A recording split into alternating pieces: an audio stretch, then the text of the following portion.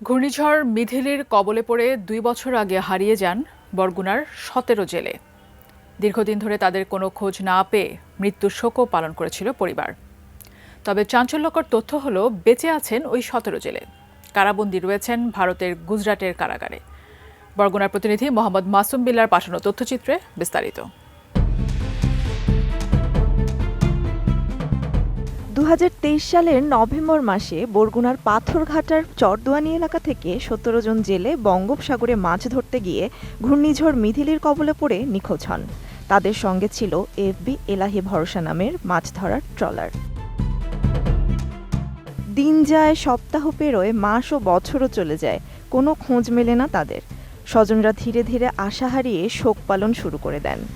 এক পর্যায়ে মৃত বলেই ধরে নেওয়া হয় প্রিয় মানুষগুলোকে। দীর্ঘ ২ বছর ৩ মাস পর হঠাৎ বাজল আশার ঘণ্টা। হঠাৎই খবর এলো নিখোঁজ জেলেরা মারা যাননি, বরং ভারতের গুজরাটের একটি কারাগারে বন্দী রয়েছেন।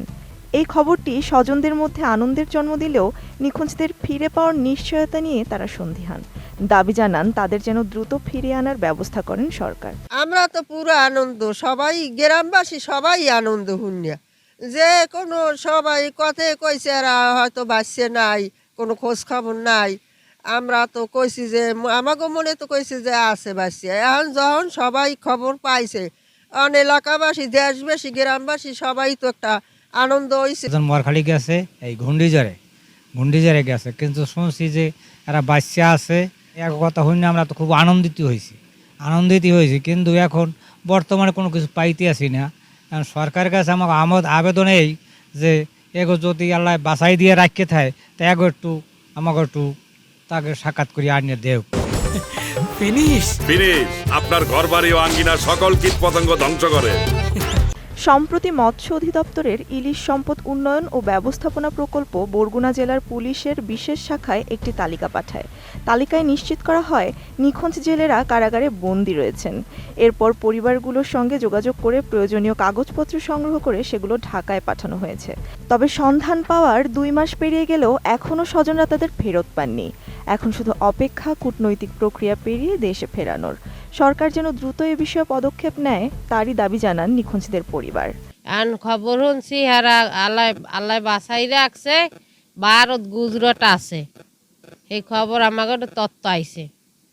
আমরা চাই আমাকে সরকারে জানো আমাকে ১৭ জন ফ্যামিলি আনিয়ে দেয়। অনেক ফোনও দিলে ৩ মাস পর গুজরাট দিয়া আমরা ফোন ধরতে পারি না। আমার মানে কয় না বউর নাম্বার গুন্ড, তোমরা কোনো টাকা পয়সা দেবা না, তাই গুজরাট দিয়েই আবার ঠিকানা আইছে। আমরা চাইছি যে তারা জানে অতি তাড়াতাড়ি দেশে ফেরার চেষ্টা করে জানি তারা আনা হয়। ২.৫ বছর আগে আমার স্বামী নিখোঁজ হয়েছে মিথিলা বন্যায়, কোনো সন্ধান পাইনি। অনেক খোঁজাখুঁজি করছি, কোনো সন্ধান মেলে নাই। এখন ২.৫ বছর পরে শুনি যে তারা ভারতে গুজরাট থানায় আছে, ১৭ জনই আছে। আমাকেও একটা লিস্ট এসেছে আর কি বরগুনা থানায়। তারপর হেন্দে আমাকে ফোন দিয়েছে, আমরা এই জায়গায় গেছি, যাইয়ে কাগজপাতি সব গুছিয়ে গেছে দিয়েছি, কিন্তু 1 মাসে বেশি হয়ে গেছে, অথচ কোনো সরকার কোনো উদ্যোগ নেয় না। হ্যাঁ আনার বা একটা দিচ্ছে সরকারের কাছে। আমাকে এটাই দাবি যে হ্যাঁ যেন যত তো পারে একটু আমার কাছে আনিয়ে দুক। আমার সন্তানের অনেক কষ্টে আছে আমরা। বরগুনার পুলিশ সুপার কুদরতি খোদা জানান, তালিকা পাওয়ার পর আমরা পরিবারগুলোর সাথে যোগাযোগ করেছি। সব কাগজপত্র ঢাকায় পাঠানো হয়েছে। বিষয়টি পররাষ্ট্র মন্ত্রণালয়কে জানানো হয়েছে। আমি এসবি হেডকোয়ার্টার্সে যোগাযোগ করেছি, ওনাদের কাছে এই ধরনের একটি মেসেজ আছে, but they are not clear. তারপরে ওনারা আসলে আমার বলবার পরে ফরেন মিনিস্ট্রির সঙ্গে যোগাযোগ করবার পরে স্যার আমার যে তথ্যগুলি ছিল এগুলো আমি যখন ফরওয়ার্ড করলাম ওনাদের যে ভাষ্য স্যার, যে ওই গুজরাটের ওই ইয়েতে আছে ১৭ জন আছে স্যার, কোনোটি কিন্তু স্যার কমপ্লিট কোনো নিউজ নেই স্যার। তারপর আমি এসবিকে যখন জানালাম স্যার, এসবি হেডকোয়ার্টার্সে যখন জানালাম, ওনারা স্যার ওনাদের ফরম্যাটে এটা ফরেন মিনিস্ট্রিকে জানিয়েছে স্যার, এবং দে আর কমিউনিকেটিং। আমাকে বলছে যে তোমার এই বিষয়ে আমাকে মিডিয়া কর্মীরা বারবারই বলেছেন যে আপনার কিছু বলতে হবে। আমি বললাম যে আমার এমনি তো আসলে বলবার মতো কিছু নেই, আমি তো আসলে কমপ্লিট কিছু জানি না। আমি আমার লিঙ্ক আপে আমার এসবি চিফ স্যারকে জানিয়েছি, ওনারা ফরেন মিনিস্ট্রিকে জানিয়েছে স্যার, এবং এটা বোধহয় কাজ চলছে স্যার, আপনি যেটা বললেন স্যার কাজ চলছে। আর পররাষ্ট্র উপদেষ্টা তৌহিদ হোসেন জানান, জেলেরা যেন দ্রুত দেশে ফিরতে পারেন তার জন্য পররাষ্ট্র মন্ত্রণালয় সর্বাত্মক সহযোগিতা করবেন। এবং রিপিটেশন অনেক সময় হয় যে তথ্য পাওয়া যায়, যেমন আপনারাই বলছেন যে আপনারা এতদিন পর জানতে পেরেছেন। একটা সত্যি কথা বলি, আমাদের দেশেও ব্যুরোক্রেটিক ব্যবস্থা আছে, ও দেশেও ব্যুরোক্রেটিক ব্যবস্থা আছে। অনেক সময় এই ফাইলের মধ্যে আটকে যায়, আচ্ছা ঠিক আছে দেখবো না, তারপরে দেখা গেল যে এক বছর কোনো খবর নেই, এরকম হয়। কিন্তু এটা বাস্তবতা যেটা সেটা আমি স্বীকার করে নিচ্ছি। তবে সম্ভবত এই তথ্যটা আমি সম্প্রতি জানতে পেরেছি এবং নির্দেশনা দেওয়া হয়েছে যেন সমাধান করা হয় তাড়াতাড়ি। হয় যেটা যখন ওই পক্ষ থেকে এখানে কিছু এসে জমা হয়, এই পক্ষ থেকে ওখানে কিছু জমা হয়, তখন দুই পক্ষের একটা আগ্রহ থাকে এবং তখন একটা এক্সচেঞ্জের ব্যবস্থা করা হয়।